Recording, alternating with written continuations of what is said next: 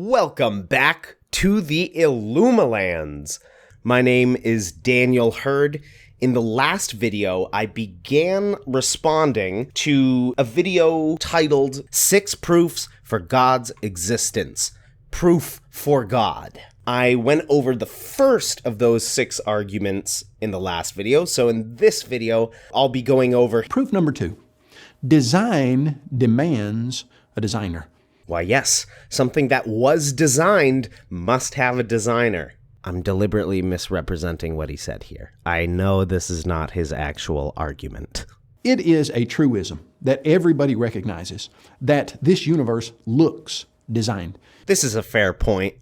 I know some atheists might contest this just out of sheer opposition to the theistic side, but by and large, basically everybody admits that the universe in some way or another appears designed. It gives the impression of design. In fact, when we see the various different aspects of nature, I want to note and move beyond a very common response to design arguments. When theists point out various parts of nature which appear designed or suited for a function, atheists tend to respond by pointing out various parts of nature which do not appear designed or functional. If the argument is that the apparent lack of design in the universe actively supports its being undesigned, this isn't very helpful. Just because these parts over here really do appear undesigned, that doesn't mean those parts over there don't really appear designed. And if we can validly reason from the apparent lack of design to the actual lack of design, why can we not validly reason from apparent design to actual design? To grant one argument but not the other seems inconsistent, at least at face value. The better version of this objection is the one that says these areas that seem undesigned make the universe as a whole not seem so obviously designed. I think that is the proper place of this objection. It doesn't disprove the design argument, but it casts doubt on the design argument. Some of the universe gives the appearance of design, and some of it gives the appearance of lacking a design. I'm not making any conclusions from this. I'm just stating a fact. Whether or not the universe is actually designed, it appears designed in certain ways, and it appears undesigned in other ways. That's just a fact. So what does he go to next? We see birds and squirrels and trees, and we see all of the things that they do so well. All the things they do so well. Yes, we do in fact see that. Many times, we as humans, we try to copy and mimic that design, but often we don't do nearly as well as the design that we see in nature. We can't mimic what we see in nature for the same reason I can't mimic a number if I don't know what the number is. We look at the design of the human body and the human hand and the arm and the leg and the brain, and we see that those are some of the most advanced, technologically savvy pieces of equipment ever put together, and we try to mimic them and copy them, and we can't do it as well. Why? Oh, why? Because we don't know how to. Because this universe exhibits design from the starry sky at night to the fingertips on your hand. The design is overwhelming. It's everywhere. Did he really just say that the reason we often can't mimic functional things in nature is because the universe appears designed? Really? Seriously, let's go back over the explicit train of logic. We try to mimic them and copy them, and we can't do it as well. He says we often can't mimic things in nature. Why? Then he asks why. Then he starts answering. Why? Because Because. He said because. So whatever he's about to say will explain why we can't mimic some things in nature. this universe exhibits design from the starry sky at night to the fingertips on your hand. That doesn't answer the question. Things look designed. We try to copy what we see in nature, and sometimes we can't. Why? Because things look designed. Is there any more to this explanation? Where does design originate? Nope. He moves on to another question. That's the whole explanation. More seriously, I know what I just said is probably not his actual train of thought. But there's ambiguity when he says This universe exhibits design. he could mean one of two things. I just gave the first thing he could mean, which seems so unhelpful as an answer. But the second option, the only alternative, is that he's horribly begging the question, as explicitly as you could beg the question. That is, when he says the universe exhibits design, he could just be stating, the universe is designed. This actually makes more sense as an answer to his question. Why do we sometimes fail to mimic nature's complexity? Because there is real design in the universe, and sometimes it reaches a complexity we can't grasp. And it's true. Nature is often more complex and intricate than we can understand. Virtually everyone agrees with this. But it's the specific idea that this complexity requires an intelligent designer, some person who gives the universe its complexity, which he seems to assume, and the point is to prove this assumption. The starry sky at night to the fingertips on your hand. Also, come on. Is this a design argument or an argument from beauty? I love looking at the stars as much as any guy, but not because I'm stricken by its complexity. The fact that stars are so massive, so bright, and so incomprehensibly far away are just some of the reasons I appreciate them. But designed? Complex? Functional? Are those really labels we could give to the stars by looking at them? If that doesn't scream design, I don't know what does.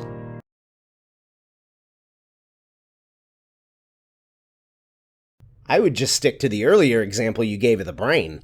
As the literal most complex system we've ever known to exist anywhere in the observed universe, the human brain might be the single greatest organ you could point to when supporting a design argument.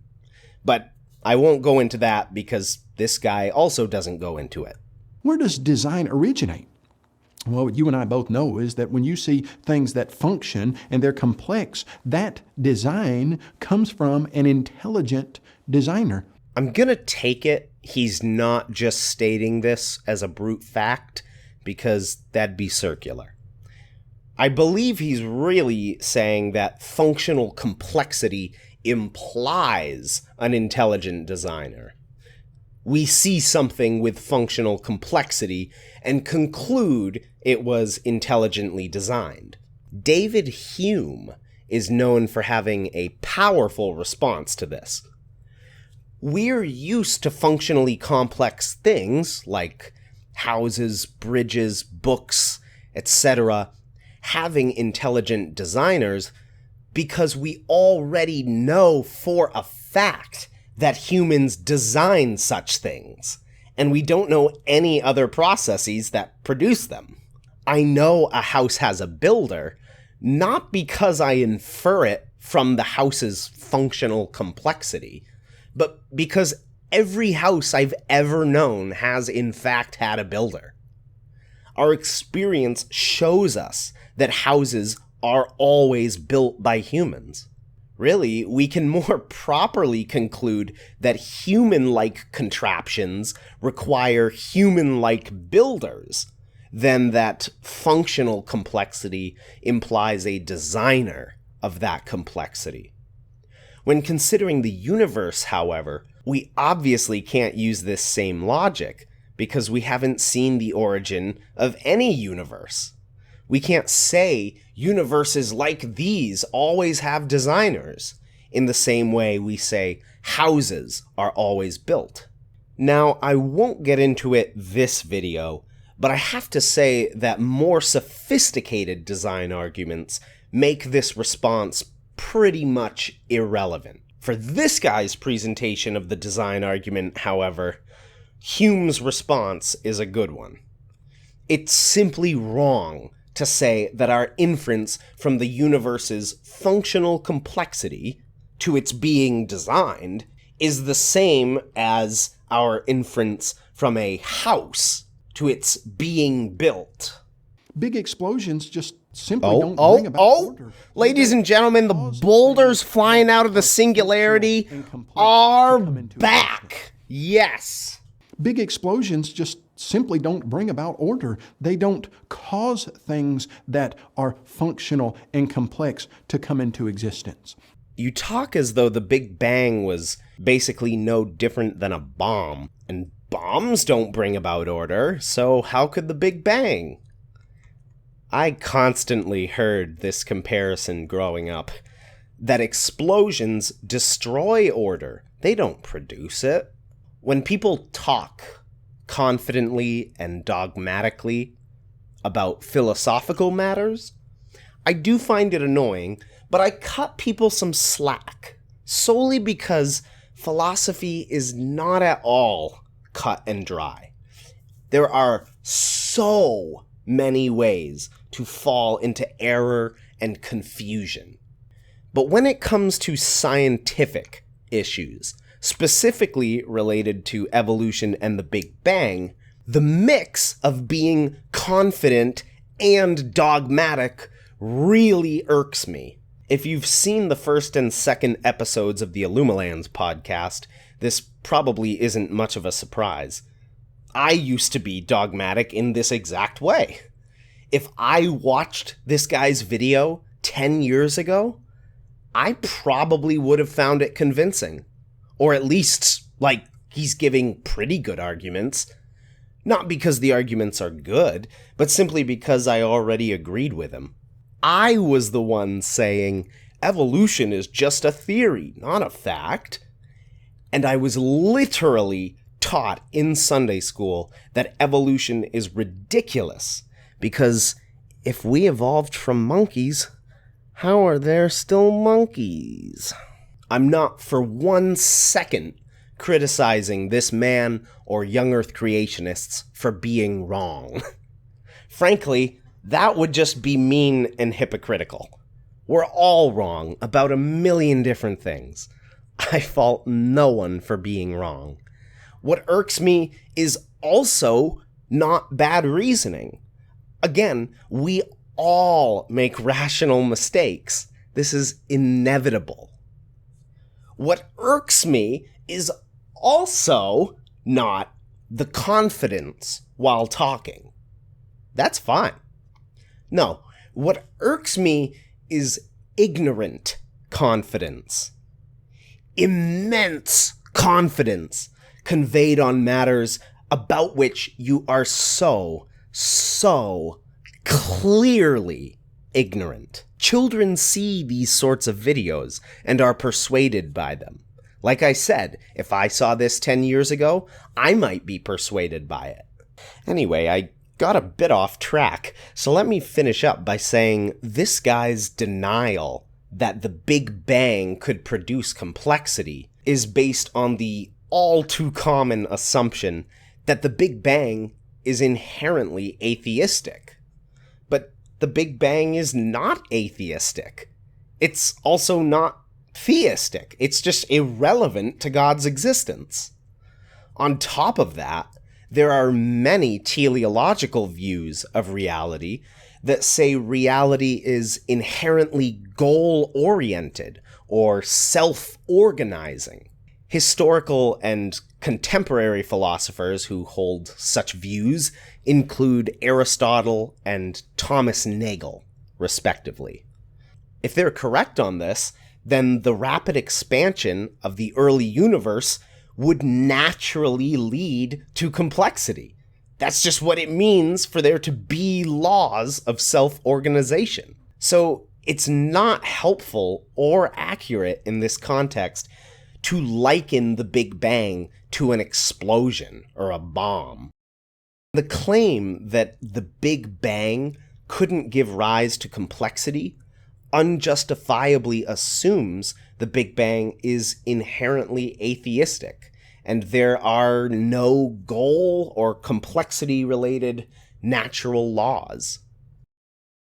Now, granted, these teleological views of Aristotle and Thomas Nagel, while very intriguing, are philosophical views and should not be taken as, somehow scientifically verified or maybe even scientifically verifiable. But I bring them up just to show how there are actually lots of different ways the world could be. And oftentimes, we think that the world can only be this, and this ways, and we exclude all other possibilities. The design we see in the universe demands a supernatural, intelligent designer. Wow, when I jokingly said at the beginning, why yes, something that was designed must have a designer. And then I was like, I'm deliberately misrepresenting what he said here. I didn't know that would actually be like his actual argument. It seems like his argument just was that things are designed, so that means they had a designer. But the whole point was about proving the design, not assuming it. And that brings us to the end of this guy's second argument and the end of this episode. In a future video, I'll be going over the third and fourth arguments this guy has, because if you thought these two arguments you've already seen are, well, remarkable, buckle up.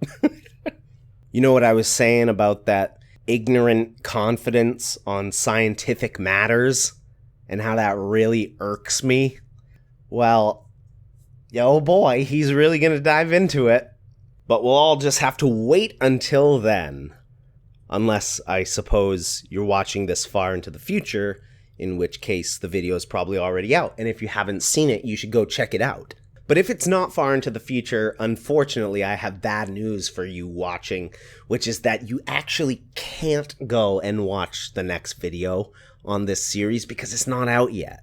I know. That's just how linear time works. It's unfortunate, but maybe if we break through to the fifth dimension, we'll be able to do something about it. And now that I've made myself sound like a crazy person, we can really end the video. Thank you very much for sticking with me to the end. It's always incredibly appreciated. This channel cannot continue to survive without your guys' support. Speaking of which, if you liked the video, click that like button. And if you feel like you have something to say, absolutely leave it in the comments. I like getting comments, especially comments that disagree with something I've said in the video. Lastly, if you really appreciate what I do and you want to see it continue into the future, consider heading over to my Patreon and subscribing to one of the very low-cost tiers. You'll get some interesting perks, some stuff I've made up myself, content that is nowhere else to be found, especially my personal Kalam argument map. A special thanks to you who do choose to go over and support the channel. It is incredibly appreciated. So, thank you again very much for watching, and I'll see you in the next video.